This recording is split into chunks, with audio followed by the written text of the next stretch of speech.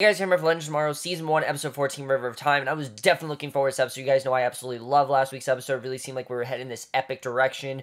And this episode, I do think we slowed things down, and it was a bit confusing. I definitely will say that. Definitely not as good as last week's, but still a very good episode. Some very good scenes in this episode I definitely really enjoyed. I'm glad that some plots ended in this episode because some things that weren't working actually end this episode.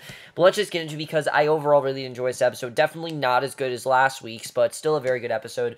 So we start off in ancient Egypt, 1700 BC. We see that Rip wakes in a cell and Savage arrives. Savage demands to know who Rip is, and Rip says that he's the man who's trying to save the world from Rip, and basically Rip staggers to his feet, says that he will never give up, and Savage warns that soon the meteorites will come and destroy the city, and Rip along with it, basically. And he wonders what Rip knows of the future that he doesn't, and I was very confused. How did he get there? I did not understand how he got all the way to 1700. To me, it seemed like he had him captured, and then the next second he's here. That's the thing about this episode. This episode does jump in time, but it never truly explains how this is actually happening. So we go back to the present. Mick and Sara are drinking to celebrate Savage's capture, and Stein points out that Savage still has Carter brainwashed, and Lem warns that the imprisoned Savage is a threat as long as he's alive. But Kendra, of course, refused to kill Savage and leave Carter a brainwashed drone, because she thinks if they kill Savage, then Carter is going to stay brainwashed, and that's just going to make things worse for them. But the rest of the team doesn't really see a problem with this, we see. And Brandon and, who's Brandon?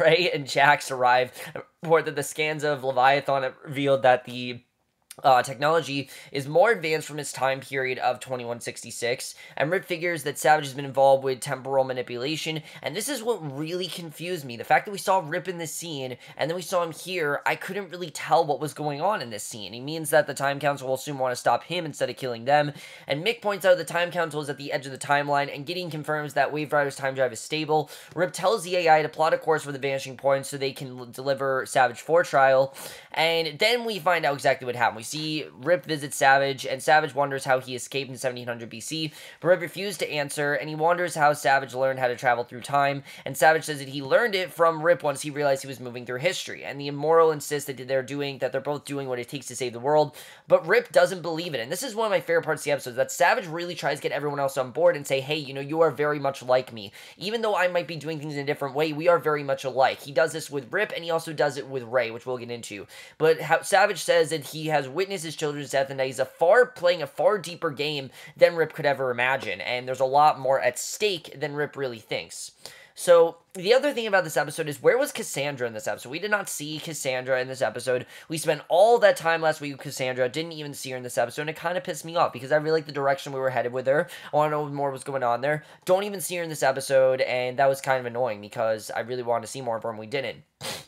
So leaving the break, Rip tells Gideon to go to maximum power. The AI warns that Ray weaken the engines when he siphon power, but Rip overrides it. And Kendra and Ray check on an imprisoned Carter. He believes that he's Sky and Troville adjunced to Savage, and basically just someone that's working for Savage. But Kendra is trying to jog his memory to get through to him, and Carter knows her name because Savage warned her of his enemies, and he promises to kill her painlessly if she lets him go. And it's a very powerful scene. I do think the scenes between Kendra and Carter did its job. They definitely do what they need to do. But we've seen Kendra all season long just pine for Ray, and this really was kind of tiring. I mean, definitely, it was kind of tiring to see.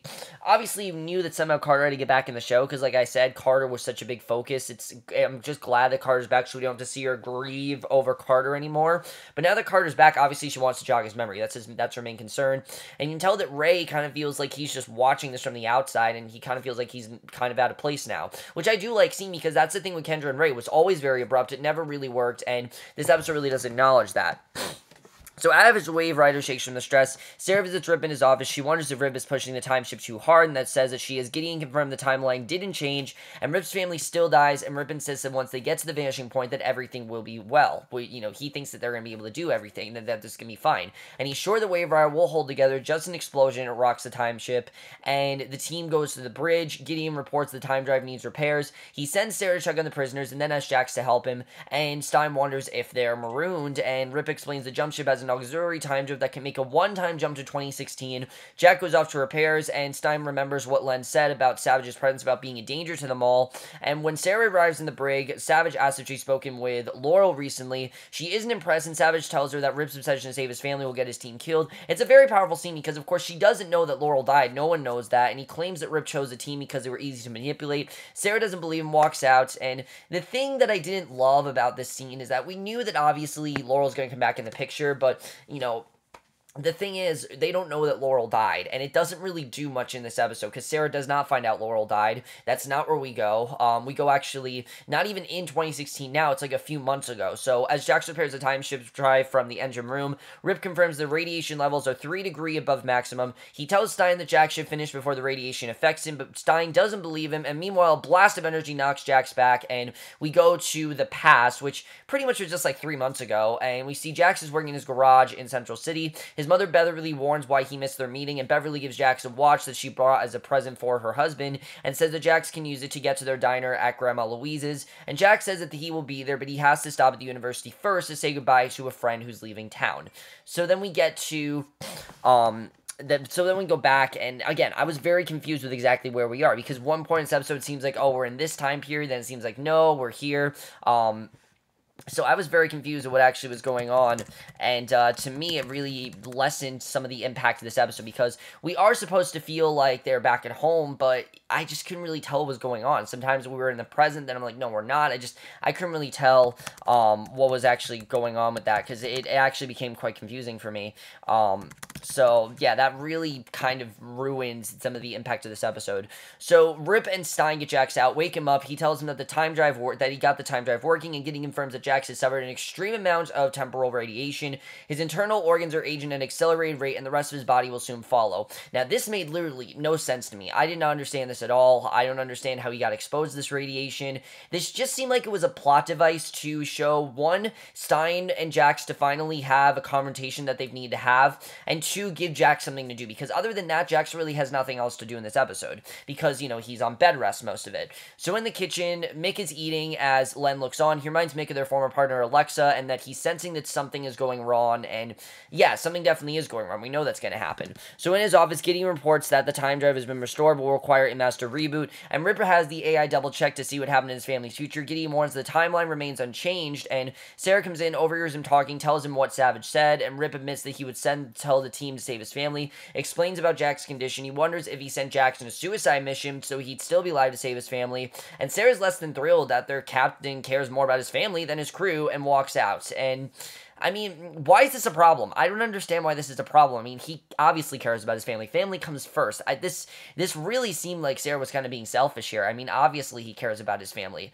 Yes, the crew, obviously, he put together, but his family is the main reason why he's doing this. He's doing this to save his family. They knew very well that is why he's there. He's there to save his family, and yes, he wants them to become legends, but he's there really to save his family. This really seemed quite bizarre to me, honestly. It really seemed bizarre. It seemed like it was just there to create conflict, and I wasn't a fan of it. So Kendra shows Carter a photo of Aldous, asks if Carter remembers, and says that they were together and happy. Carter manages to grab her neck with his legs. Ray knocks him off and pulls Kendra away, and he punches Carter unconscious and confirms that Kendra's alive, says that he's gonna end it, and Ray goes to the brig, demands that Savage tell him how to free Carter's mind, and Savage asks if he wants him to, pointing out that Ray will lose Kendra once she's reunited with Carter. Carter is stood between Savage and Kendra, and says that Kendra once loved him as she claims to love Ray. And I love how Savage basically tries to get in Ray's head and say, look, we're actually very similar here, in the sense that Ray feels like third wheel, Savage always felt like third wheel. And yes, they're both dealing with it in very different ways, you know, Ray being the hero and Savage being the villain, but in many ways, yes, they are very much connected, and I'm not going to say that that's not true. I do think that Savage is right when he says they are connected, and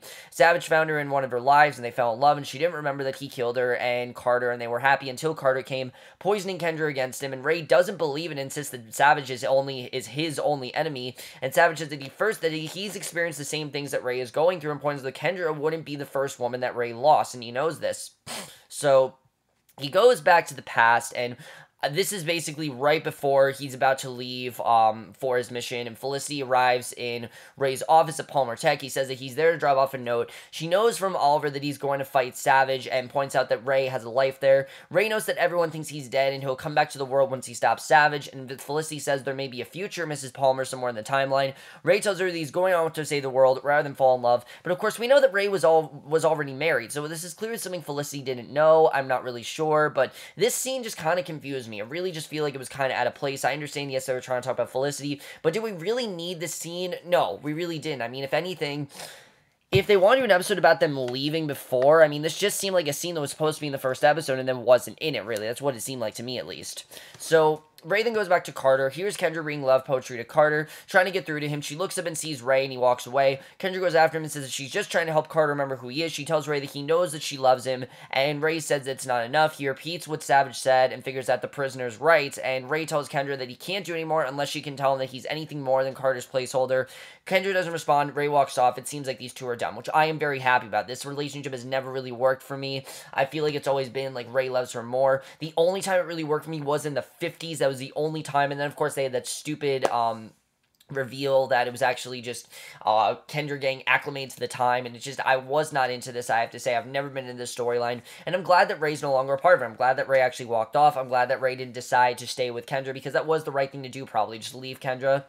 I mean, obviously, these two, like, they did have something, but it just never really worked for me. It always seemed very abrupt, and I'm glad that they stopped it, because that is the one thing this season that I really feel hasn't been working, is Ray and Kendra, and I'm glad we didn't focus on that anymore. So, and I'm sure, I don't know if this is necessarily done. I don't know if Kay and Rendra are done. Not Rendra, that's their ship name, I guess, is Rendra, which I don't ship Rendra. I don't ship, like you guys know, I don't really ship things. It's more like what the show wants me to. But for me, I never really got into the storyline, and I'm glad that it ended sort of in this episode. So in the medbay, Gideon confirms Jax's aging condition. Len and Mick are there. Len figures that it's Rip's fault. Stein insists that they're trying to resolve the matter without bloodshed, but Mick figures that they should try to talk to Rip about it. Jax doesn't see how they will help the situation, and Mick says that they're talking about all of them. Len agrees and says that Jax deserves better. He and Mick can confront Rip in his office. Sarah joins them. Rip asks them for a little faith, but Len isn't interested in that. Sarah agrees with them, and Rip offers to let them go back to 2016, the jump ship. The two criminals walk out. Rip asks Sarah what she's going to do, and she said that she's never been one to turn to Ren to the fight, which is exactly what she does do. She's always been one to fight, and we go back into the past. We see Sarah meets with an imprisoned Nissa, who's shocked to see her soul restored. When Sarah says that she will help her escape, Nissa tells her she's in the cell because of her choices. She tells Sarah to leave Nanda Parbat far away for Nanda Parbat, far behind for the love that they share. And when was this? I mean, I couldn't really tell when this was taking place and really what the point of this was. I mean, was this trying to show that Sarah really loves Nissa? I don't know what the point of this scene was. Just felt like a random thing, but this really didn't do much of anything for me. I really was not a fan of it. I don't understand what the point of this was, and I don't know. This just, it felt weird. It really didn't. I don't know why we showed this, really. It really didn't do much for me.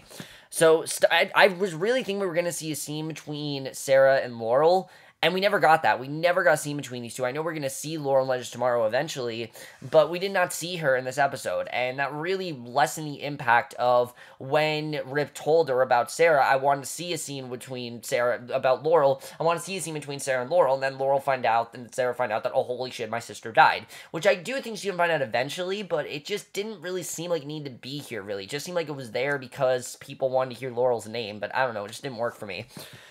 So Stein visits Savage, asks him if he remembers the night in 1975 at the Grey Hall building. He wants Savage to share some of his immortality with Jax, and Savage says that it's Carter's blood that works the magic. He suggests that Ray is happy to spill some of Carter's blood, and Stein figures that Savage would be happy to put them all against each other, which he would, obviously, and Stein realized that they're not entirely stranded and thanks Savage for giving a solution to his problem. Later, Stein takes Jax to the jump ship, explains that it's pre-programmed to return to 2016. He's made some additional adjustments, and the trip will reverse Jax's condition. Jax refuses to leave the team. Stein injects him with a mild sedative, and he straps Jax in, says that he's thinking of him, and then walks out. Jax warns that Stein will die if they're separated, and basically, you know, that's what's going to happen. We know that, obviously, that happened with, Ronnie, and that could happen with Jax as well. So Stein tells him to live his life, give his love to Clarissa, and Stein launches the jump ship, but disappears in the time stream, and then we see Clarissa drops in on Stein, invites him to lunch. He says that he has to meet some colleagues for an experiment in time travel, promises that he'll be home before Clarissa knows it,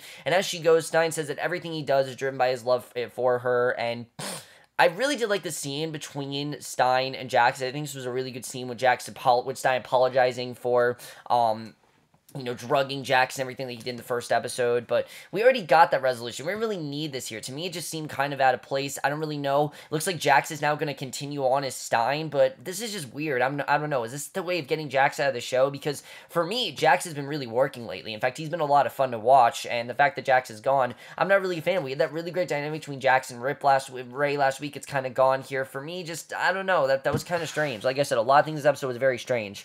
So, or that it was either really random or really abrupt, and that's really the problem I think with Legends Tomorrow. It rapidly just goes through things, never giving us a second to breathe, and that's a perfect example here. So let Mick arrive, realize that the jump ship is gone. Stein realizes that what he had to do and to save Jax's life. Now they have to do whatever is necessary to repair Wave Rider and deliver Savage to the vanishing point. So Ray returns to the bridge, tells Savage that Kendra's free to do what she wants, and Savage says that Ray masquerades his weakness as goodness, taunts Ray into letting him out so that they can fight. Ray attacks him, but Savage gets him in a chokehold and renders him unconscious. He then uses Ray's hand to open the cell door and walks out, and we know, of course, that awesome fight that Ray had with the Leviathan last week, and he can't defeat Savage. Savage just seems too powerful. If he can take down Leviathan, he can take down Savage. That really just did not work for me here. Not being able to take out Savage, I mean, it seemed like he'd be able to do that. And I do like that we're starting to see Ray really as the hero. Rip, of course, is their main character, but Ray really is the hero of the show, which I do like seeing. So on the bridge, Gideon reports the time drive has reinitialized, and Ray arrives, tells them that Savage has escaped. Gideon reports that Savage has already freed Carter and disengages the computer. The AI shuts down, and Rip tells Mick and Ray to recapture Savage while Stein, and Sara find out how to pilot the ship without Gideon, and the trio goes through Rip's navigational charts. Rip has Stein act as an engineer while Sara navigates the ship, and we see Cold and Hawkgirl have caught up to Savage and Carter, and Adam and Heatwave join them, and the two sides exchange fire. And on the bridge, Stein confirms that he can provide a 25% burst in energy. Carter closes in on the heroes. Heatwave and Captain Cold charge at Savage, while Hawkgirl and Adam take on Carter. And Sara plots a course. Rip takes Wave Rider to the vanishing point. Hawkgirl tells Adam to help the others. Adam goes after Savage, preventing his teammates from getting a clear shot. Savage grabs Adam's arm, redirects his energy blast to the wall, knocking the two criminals down before knocking out Adam, and Rip realizes that Savage and Carter are approaching the bridge, goes to confront them. Sara takes the controls, pilots Wave Rider, and I do love the scene where she says that she was in the League of Assassins, she's not a hacker, because, he basically gives her the job of being like the Felicity, and of course that's not who she is at all. So Carter defends Hawkgirl, but Rip arrives and stuns him. Savage opens fire on Kendra. Rip leaps forward to take the blast on his shoulder. Savage grabs Hawkgirl and says that he's sorry it has to end, and very good scene. I really did enjoy the scene. Really intense stuff here. Carter clutches to the head of his memories as his past lives overwhelm him. It's a really good scene. You see that he's remembering who he is very slowly. He then attacks Savage, who finally stabs Carter in the chest. Carter calls Kendra's name, passes out. Furious, Kendra attacks Savage, knocks him unconscious. Rip confirms that Carter's alive, and then Kendra saved all of them, and Carter does remember who Kendra is, and now this plot is over, so it seems like everything's good there. Wave Rider arrives at the vanishing point, and the station's near the time ship and a tractor beam. A technician orders them to disengage their weapons. Is surprised to see Rip. Rip requests an immediate assembly of the Time Council so that he can justify his actions, and as Rip escorts Savage off the time ship, Savage again asks how Rip escaped his prison. Rip says that he bribed the guard with a novelty pen and warns the vanishing point guards won't be so easily swayed, and Ray is in the med bay checking, so basically, he can, the vanishing point guards we know aren't going to be as easily swayed, and Ray is then in the med bay checking on Carter when Kendra comes in. She's surprised that Ray is actually taking things really well, because, they had a really tough breakup, and Ray points out that Carter saved his life, and has always been a part of the team. Kendra insists that that's what she and Ray had was real, and Ray explains that Kendra showed him that he could find love again after Anna died, and of course, Anna died, and that's really what it was, that he felt like he could find love again, and I think Ray has this confidence that he's going to find someone else. You can tell that Kendra and Carter, that's really who, she says that what they have is real, but yet she wants to be with Carter, and I'm really confused with how this is going to go. Now we really have this love triangle, and that's still continuing, and it's pissing me off, because it seemed like we were done with it, and I really just want Ray to realize he needs to get away from that, and it seems like this is still going on. So this is even going to get dumber. Now that Carter's actually alive, I feel like it might make the impact better, but I don't really know. I mean, is it really going to do much? I mean, most of the season has been Kendra reeling over Carter and not really focusing on her as Hawkgirl or anything like that. Because the last episode where we realized that Kendra found a way to kill Savage, that was a very interesting way to do things. But here, it was so focused on Carter. It was really annoying. It's exactly what I don't want from the show, and I really was not a fan of that. So Rip enters the Time Council chamber chamber with Savage, shows him to Zaman and the others. Zaman points out that Rip argued before to remove Savage from the timeline, and Rip presents the proof that Savage has been manipulating time. He also has a record convention to Savage, boasting that he time travels, and Zaman congratulates Rip. He calls Savage forward, says it is his duty to return Savage to return immediately. He tells Rip that Savage is needed in 2166. Rip figures that the Time Council is in league with Savage, and Zaman says that Rip was never able to take the long view of history. The guards take Rip away. Zaman sends others to search Waverider for Rip's team, and on Waverider, the guards arrive, take Savage into custody, take Stein into custody, and Len and Sara are playing cards in a separate room. Len realizes that something is wrong. Mick is sitting in his quarters, realizes that he's out of alcohol. The guards come in, arrest Mick, bring Ray and Kendra along as well, so now they're going to jail, apparently. So Savage and the guards tell an imprisoned Rip that his team has been captured. He shows Rip the novelty pen that Rip used to bribe the Egyptian guard, says that he died. Savage says that he's been heading back to 2166 to meet Rip's family. Rip screams in fury, knowing that Savage is there to kill his family, and that's how the episode ends. So overall, kind of a confusing episode. I couldn't really tell what this episode was. This really, again, seemed like a kind of like a placeholder episode. I mean, really, I don't know what next week's episode entails. I don't really know what's going to happen. I know obviously they're in jail now, but really what happens after that, I'm not really sure. The whole Sara thing, like, it really didn't do much of anything. The fact that she mentioned Laurel, I want to see a scene between Sara and Laurel. We did not get that here.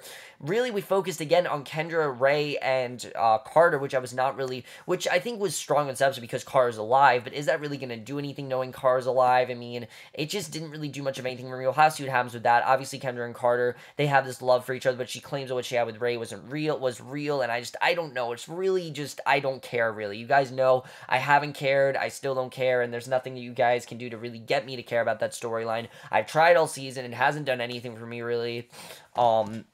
Just not interesting, I have to say, just not really that interesting. As far as the whole situation goes with Rip's family, I don't know if he's going to be able to save them. I feel like that's kind of set in stone. I feel like that's the direction we're headed. He might not be able to save his family.